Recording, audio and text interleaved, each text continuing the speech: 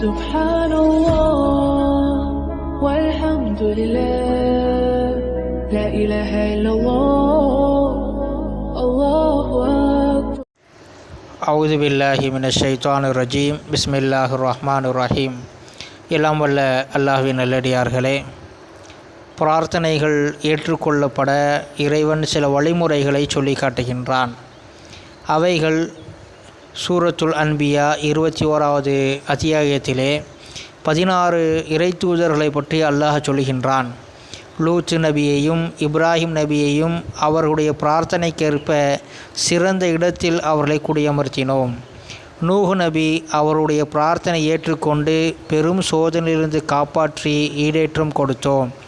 யூனுஸ் நபி அவர் மீன் வயிற்றுக்குள் இருந்து பிரார்த்தனை செய்ததால் அவரை முன்னால் இருந்ததை விட சிறந்த இடத்திற்கு அதிகமான எண்ணிக்கையான மக்களுக்கு நபியா அனுப்பினோம் என்று பல நபிமார்களின் துவா ஏற்றுக்கொள்ளப்பட்டதை கூறி இறுதியாக இவ்வாறு சொல்கின்றான். அவர்களின் பிரார்த்தனை ஒப்புக்கொள்ளப்பட்டதற்கு 3 காரணங்கள் இருக்கின்றன. ஒன்று, அவர்கள் நன்மைகளில் முந்தக்கூடியவர்களாக இருந்தார்கள். பிரார்த்தனையில் மட்டுமல்ல, அவர்கள் பிரார்த்தனைக்கு வெளியே நல்ல காரியங்களில் முந்தி செய்யக்கூடியவர்களாக இருந்தார்கள். இரண்டாவது, பிரார்த்தனையில் ஆர்வமும் நம்பிக்கையும் இருந்தது. ஏதோ சம்பிரதாயத்திற்கு அவர்கள் பிரார்த்தனை செய்யவில்லை, மாறாக அதில் ஆர்வமும் நம்பிக்கையும் அவர்களுக்கு இருந்தது. அதனால தான் நபி அவர்கள் சொன்னார்கள், துவா என்பது இபாதத்தின் மூளையாகும்.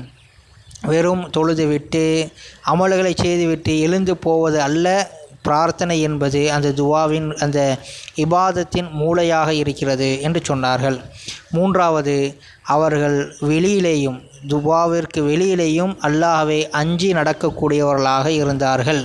ஆகவே இந்த 3ம் தான் அவர்களுடைய பிரார்த்தனை ஒப்புக்கொள்ளப்பட்டதற்கு காரணங்களாக இருக்கின்றன என்று அல்லாஹ் தஆலா திருமறையை சொல்லி காட்டுகின்றான். ஆகவே இவைகளை பின்பற்றி செயல்படக்கூடிய மக்களாக அல்லாஹ் நம்மை ஆக்குவானாக.